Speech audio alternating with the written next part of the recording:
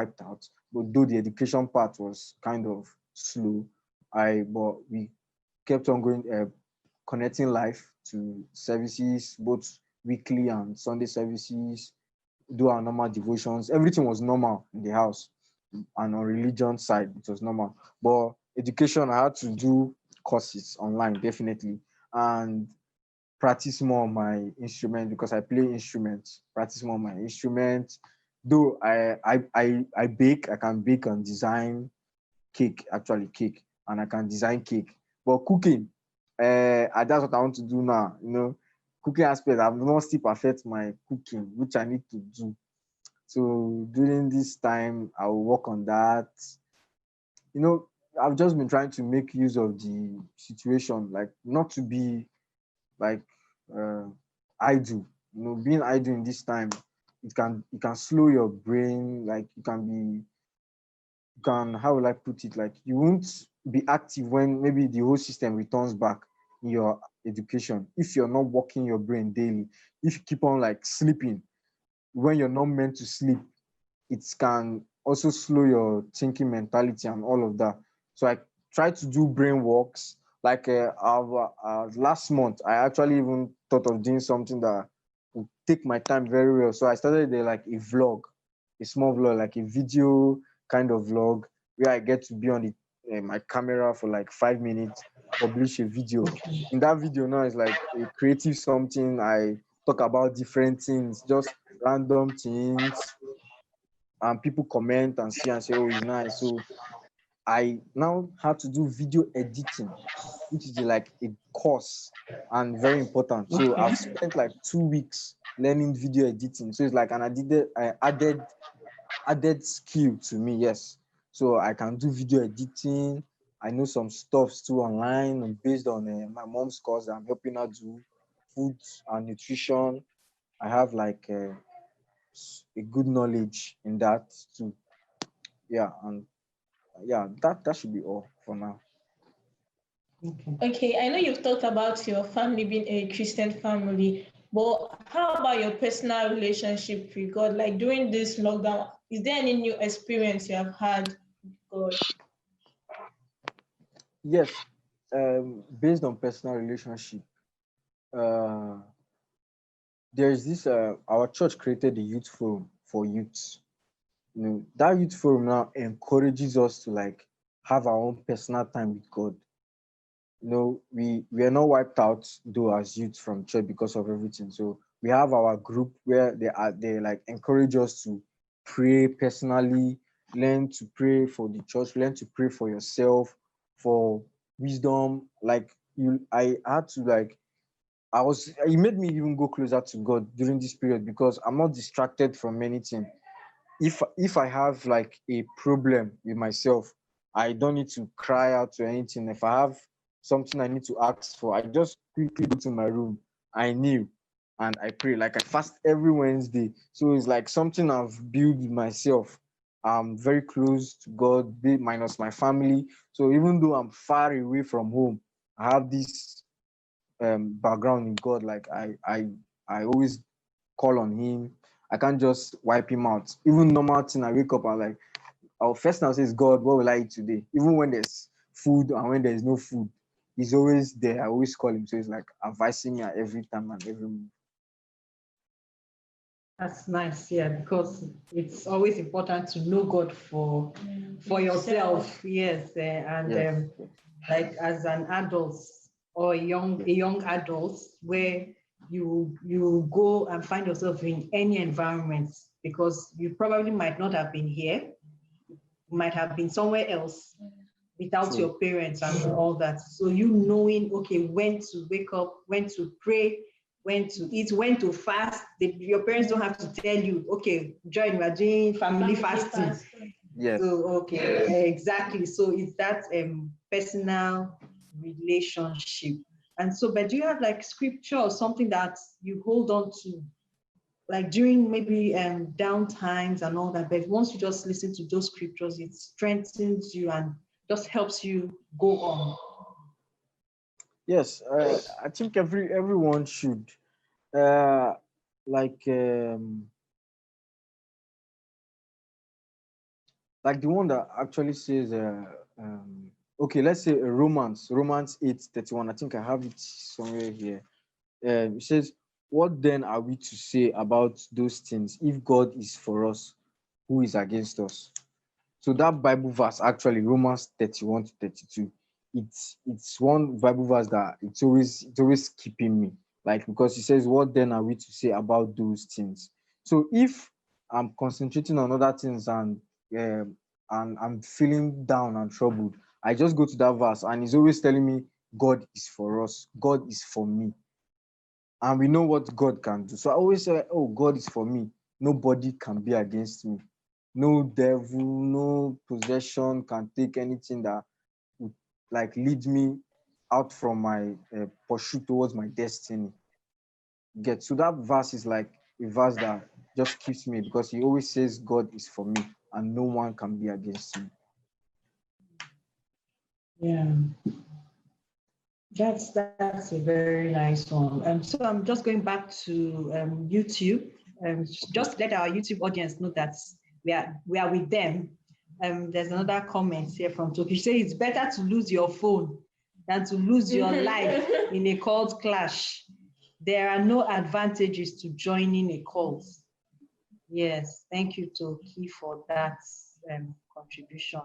So I'll just we have some time left. If we have questions, please let's feel free to type our questions out because we'll be rounding up shortly. So Nee, while we are waiting for questions, do you have any word of advice to teenagers, to young adults, even adults as well this period?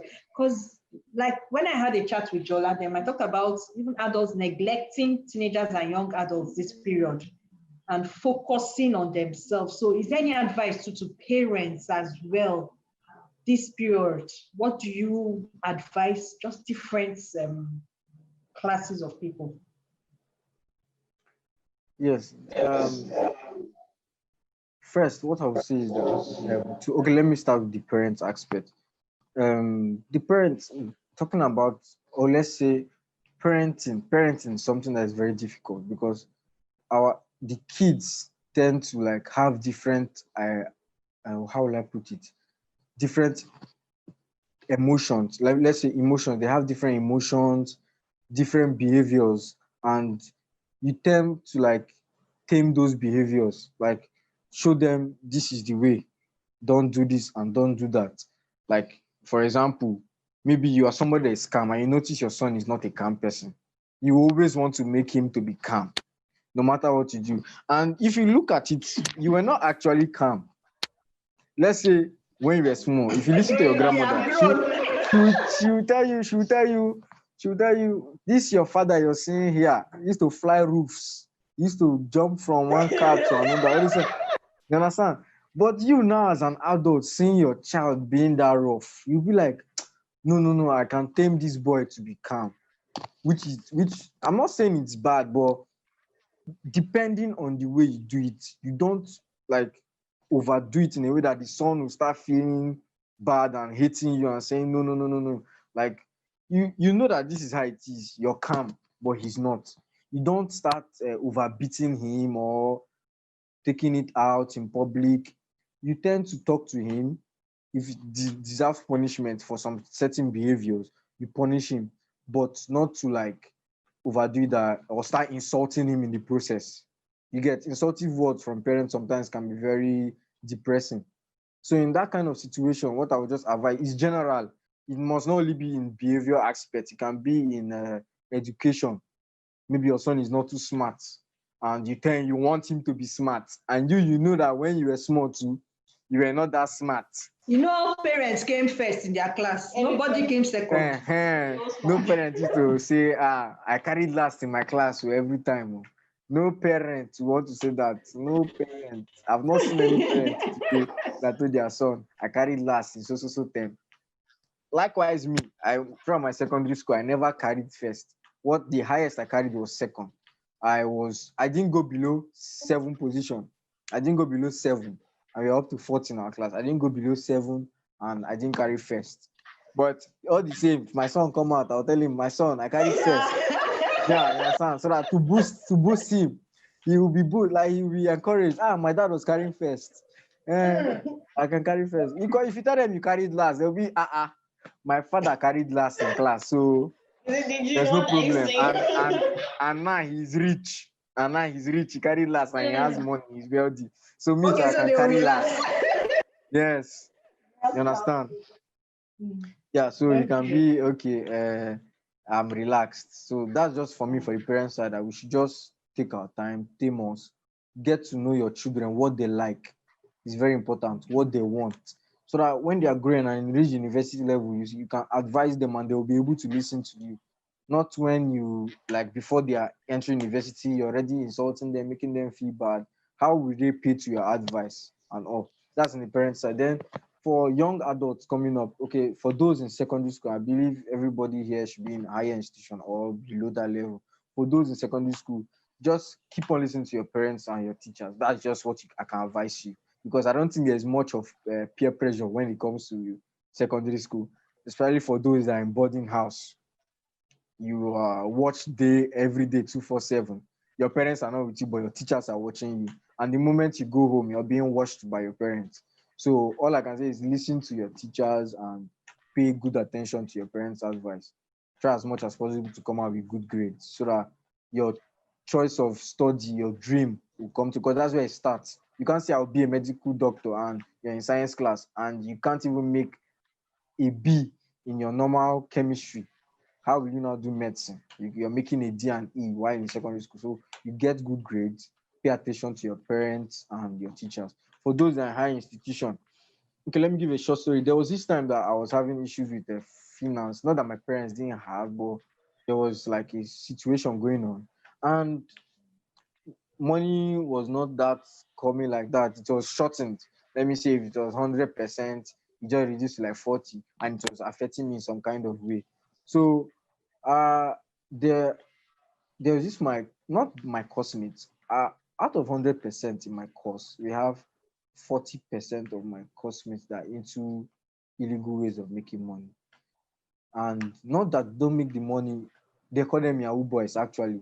I have up to 40 of them in my department that are making money or illegally online, to the extent that about five of them drive to school with that money they have made, not even from their parents' money. So imagine being in that situation. Oh, money is not forthcoming, and this guy is my classmate. I can just talk to him and he puts me inside the Yahoo and I'll start making money. You can imagine. They come with their expensive phones, with their cars. Honestly, it's difficult for everybody in the department because one, they come to school, they just go and see lecturers, lecturer know them, they can be outside. Exam, they don't write exam, they'll just relax. You understand? The money is there, they can do anything they want. So you there now feeling bad, you don't have money. Should I go and join them? No, you don't have to, because you can see those people that are doing it. In the Bible, it says something about making money, haste money, making money in a Yeah. haste. The Bible says something about that. That you will, I think Yeah, you it said will something just like go you'll be, quickly. The yeah, same with yes, him. exactly. It's a sin. It's not time for you to make money and you're already making money in an illegal way, not that is legit, like you're making money from your business or something. Those people will actually suffer no Okay. matter the time, even though they are here. So my advice for those that there are different kinds of human being outside, human beings, the ones that are in cults, the ones that are in illegal ways of making money, just keep close to God no matter your situation, because that's the only advice I can give you. Keep close to God. Avoid those friends. It's very important to avoid them. Even though you can't avoid them, try as much as possible to resist from their means. I've had a friend that was in court once, but I didn't know actually. I didn't know he was in court. So I don't normally have friends, but he was so close to me. And he never one day mentioned courtism to me.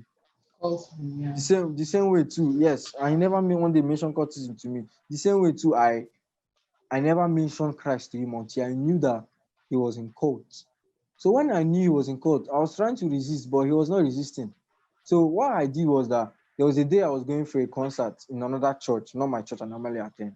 And I told him, will you come? Like, he's a very good friend. I said, will you come? He said yes. I wasn't scared because he said yes. If it was for another show, maybe outside, I'll be scared because he's a courtist, anything can happen. But he was willing to follow me to church.